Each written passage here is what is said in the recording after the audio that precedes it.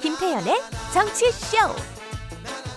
일단 뭐 오늘 주제는 뭐 다 예상하셨겠지만 어제 이제 국민의힘에서 그 국민권익위원회에서 넘겼던 부동산 투기 의혹이 있는 의원 12명에 대한 처리 문제 이거 아니겠어요?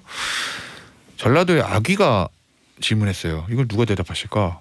고니가 하시는 게 맞나? 대전의 평경장 하시는 게 맞나? 고니가 해주십시오. 고니? 예. 자, 고니. 영남의 고니. 이거 진짜 어제 이준석 대표가 사실은 예전에 인터뷰 할 때마다 나 민주당보다 더 세게 할 건데? 라고 얘기했잖아요. 더 세게 한 게 맞는 거예요? 아닌 거예요? 좀 애매한 것 같아요. 애매하다. 그러니까 이게 뭐 더 세게 했다라고 말하기는 어렵고 그렇다고 민주당보다 훨씬 약하게 뭐 자기 식구들은 다 감쌌다 그러게 말하기도 좀 어렵고 근데 제가 더 중요하다기보다 이것도 꽤 중요하다고 보는 포인트 하나가 결론도 결론인데 결론 도출해 나간 과정 말이에요. 네.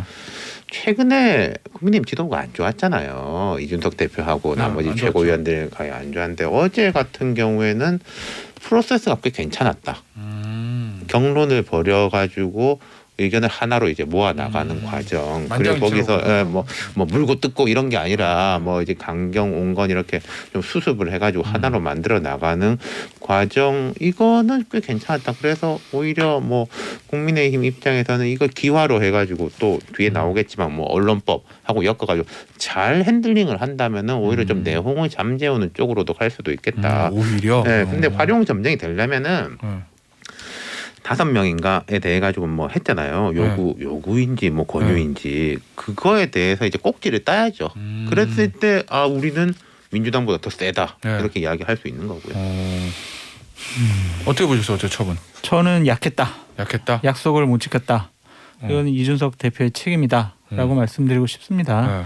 그동안 너무 많은 말을 했어요. 약속을 많이 했고 결론적으로 말씀드리면 그 약속을 지키지는 못했습니다. 12명을 다 정리 그냥 무조건 탈당 권고했어야 된다는 거죠, 민주당처럼? 아니 그러니까 소명을 들어보면 그럴듯한 이유잖아요 다. 근데 제가 봐도 억울한 분들이 있어요. 이거는 부동산 투기랑 상관이 없는 건축법 위반 그리고 주민등록법 위반 이런 것이 부동산 투기랑 무슨 상관이 있습니까? 그런 거는 좀 권익위에서 숫자를 꿰어 맞추게 한 거 아니야? 라고 저는 의심을 하고 있는데 그럼에도 불구하고 이것은 그동안 이준석 대표가 수차례 공언을 해왔던 약속과는 다른 결과가 나왔기 때문에 이것은 국민들이 눈높이에는 맞지 않은 선택이었다라고 비판받을 소지가 많다라고 말씀드릴 수밖에 없습니다. 근데 만약에 윤태권 실장이 애매하다라고 얘기하는 건 숫자는 12명 다 정리한 게 아니라 6명을 정리했지만 민주당과 다르게 탈당을 받아들이지 않았을 때는 강제할 수 있는 뒤 조치가 따라 붙을 수도 있으니까 그렇게 얘기하시는 거죠. 그렇죠. 끝까지 봐야 되는 거. 그리고 지금 민주당이 그 12명에서 뭐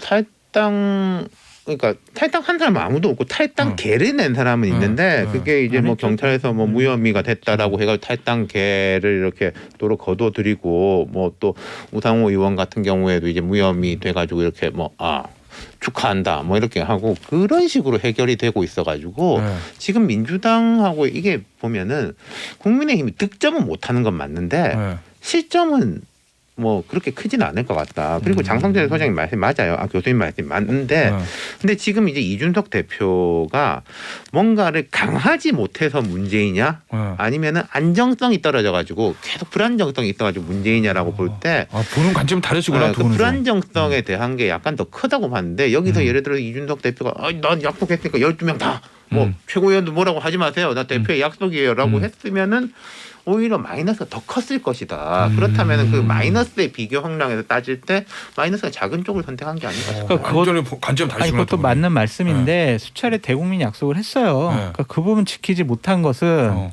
또 권익위 탓을 했어요. 권익위가 비위의 구성 요건이 되지 않은 것들도 그냥 이런 식으로 다 숫자를 꿰어 맞췄다라고 권익위 탓을 했거든요. 그러니까 그것도 되게 남 탓한 것도 안 좋아 보이고 저는 이게 탈당 요구 이 자체도 이준석 대표가 일을 좀 잘못 처리한 것 같다. 왜냐하면 윤리를 구성을 안 했잖아요. 지금 2달 동안. 그러니까 윤리 구성도 오래 걸려요? 그냥 그냥 구성하면 돼요.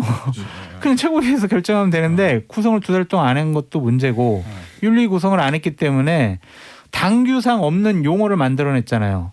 탈당 요구. 네. 이건 선언적 의미거든요. 네.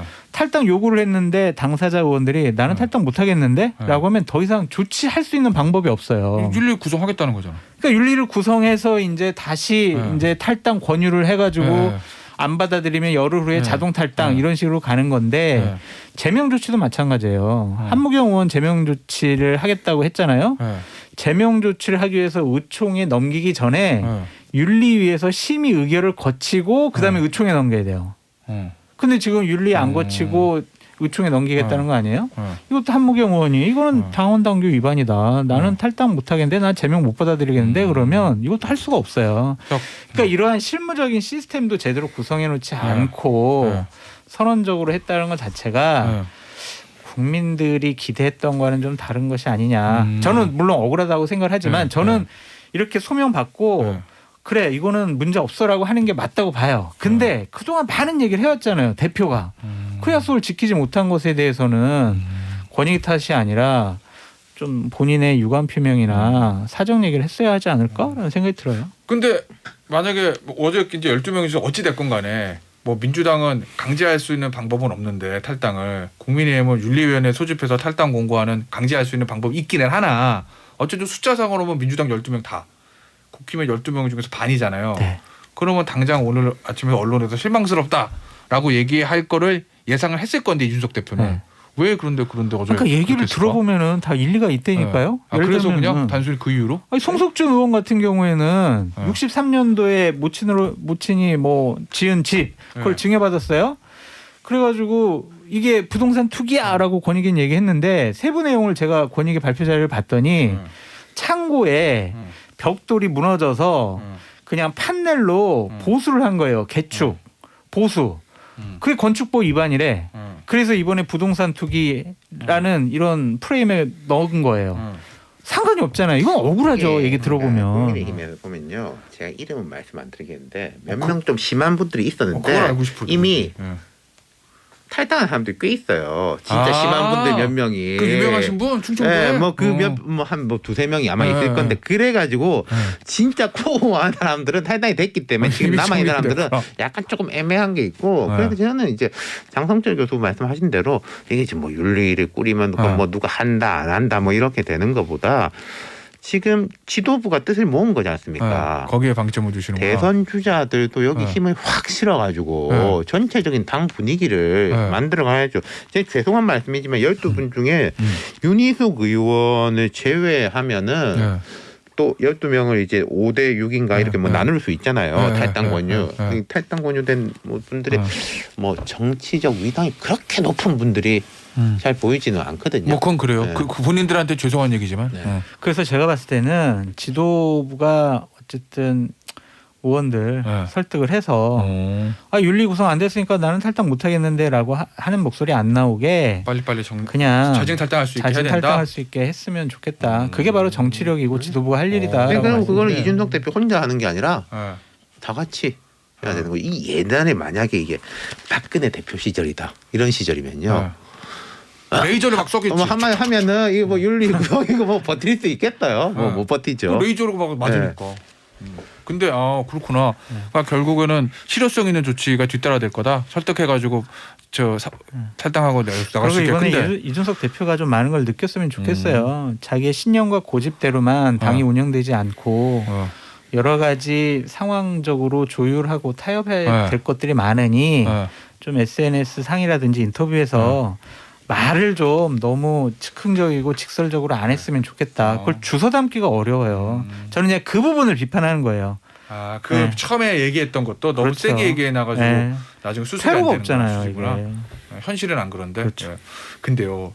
유 실장 저는 어제 민주당 반응을 봤거든요. 네. 근데 처음에는 대선 주자 쪽에서 당연히 이게 뭐냐 무슨 내로남불이냐 무슨 겉으로 이준석 대표가 말을 그렇게 하더니 하나도 지키지 못했다 이런 얘기들이 이제 원내에서도 나오고 대선 캠프에서 나왔는데 어제 민주당의 최종적인 공식 당 입장은 국민의힘의 결정을 존중한다거든요. 민주당에 또 그 탈당 여기 뭐 이제 권유 받고 안 한 사람 중에 캠프에서 막 중요한 역할 하고 이런 분들도 꽤 있거든요.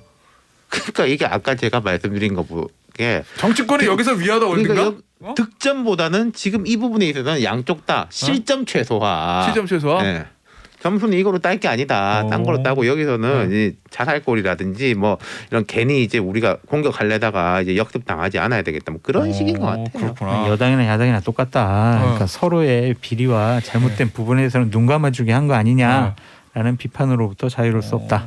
이거 제 좀 하나만한 이야기일 수 있겠지만요. 이런 거 할 때 커트라인을 너무 높이는 것도 안 좋아요. 커트라인을. 그러면은 왜 나만 그러가지고 그래 뭐 차라리 커트라인 낮춰가지고 대신에 야 여기서 걸리면은 진짜 간다. 끝장이야라는 식으로 하는 게 실효성이 있죠. 오히려. 네. 그러니까 어제 그래서 유인태 전 그 정무수석 하신 얘기가 그런 얘기구나. 너무 쇼하는 것처럼 보이는 건 나쁘다라는 말씀이 네. 그런 말씀이신 것 같아요. 그렇죠. 아무나 다 그냥 걸리게 하지 말고 네.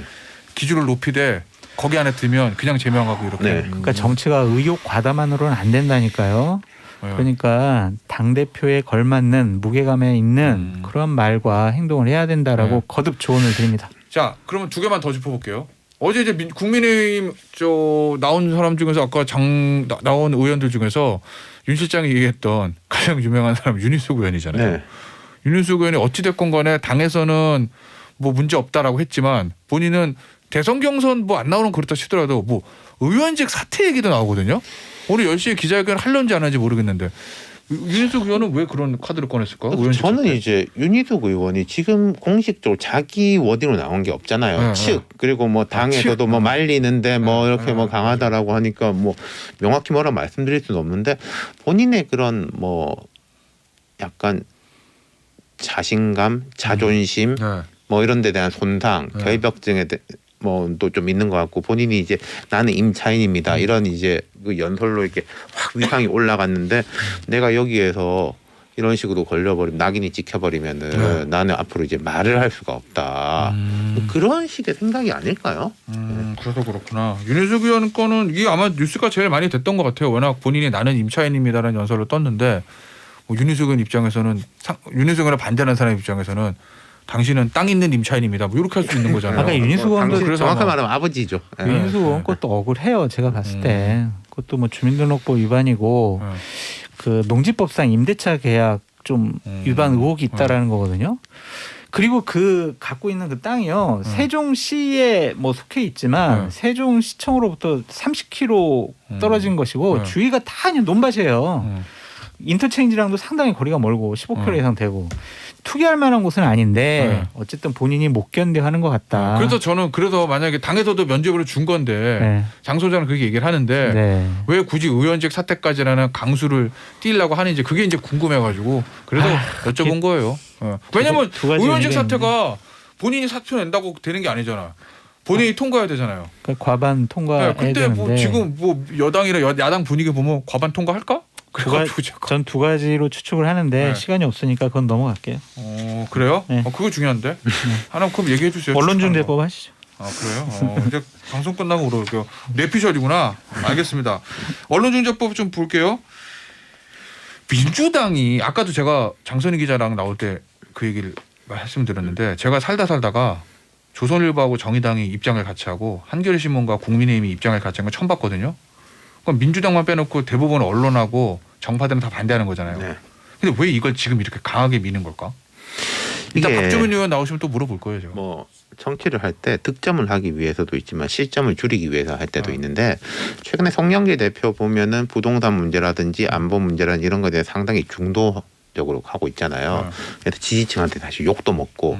근데 당 전체로 볼 때는 송영길 대표가 총대 매주고 대선 주자들이 할 수 없는 부담을 줄여 나간다라는 호평이 많아요. 근데 송 대표 입장에서 그럼 왜 이랬을까? 이거 하나까지도 중도화 쪽으로 간다면은 우리의 핵심 지지층들이 떠난다? 너무나 이반될 것이다. 그리고 솔직히 말해서 저도 기자 출신이지만은 국민들이 언론 별로 좋아하지도 않고 우리가 이제 욕은 먹겠지만은 그 욕에 먹는 양과 그다음 이걸 이제 뭐 야당하고 뭐 협의를 한다든지 언론 단체들하고 협의를 해가지고 좀 그럼 또 시간도 걸릴 거 아닙니까? 그때 핵심 지지층들의 이제 강력한 반발 그리고 그 반발이 결국은 대선 주자들한테 이어질 거 아니에요. 뭐 네가 나서 가지고 해결해라. 그런 부분에 대해 가지고 총대를 맨 것이 아닌가. 뭐 그렇게 저는 이제 보고 있어요. 근데 그러면은 중도층 유권자들 어떻게 해요? 글쎄 그거는 자신들이 뭐 여론조사를 해보면 아니 가짜 뉴스를 통해서 피해받는 국민들을 구제하겠다는데 왜 반대를 해?라는 프레임을 걸었잖아요. 여론조사를 해보면 설문항목이 잘못됐지, 전 잘못됐다고 생각하는데 이거 언론중재법 하는 게 맞아라는 여론이 상당히 높아요. 그 점을 믿고 하는 것 같은데 저는 한 가지만 좀 말씀드리면 헌법 21조에 언론의 자유라는 기본권 조항이 있습니다. 그 기본권을 제한을 하려면 상당히 구체적으로 상세적이고 무척 제한적으로 해야 되는데 이 법은 언론의 자유라는 헌법상의 권리를 상당히 자의적으로 해석해서 제한할 수 있는 좀 악법이 아닐까라는 생각이 들고 이런 중요한 법안은 사회적인 합의가 중요합니다. 이렇게 밀어붙이기 식으로 하는 것은 옳지 못하다라는 생각이 들어요. 뭐 약간 보탤게요. 그러니까 아까 제가 이준석 대표하고 부동산 문제 이야기하면서 말씀드렸는데 정치에서는 결과물보다 프로세스가 중요할 때가 되게 많거든요. 지금 만약에 민주당이 되게 여기에서 지금 위험한 건 이 법의 내용도 내용이지만은 또 뭐 밀어붙이기 아니야? 180석 4.7 재보선 선거 때도 그러더니 또 뭐 이런 식이네?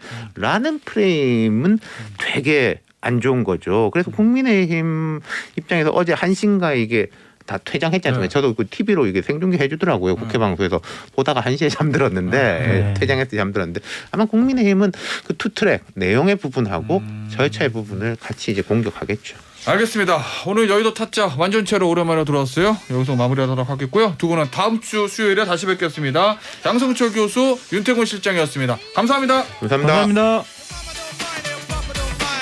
Let's get on spend some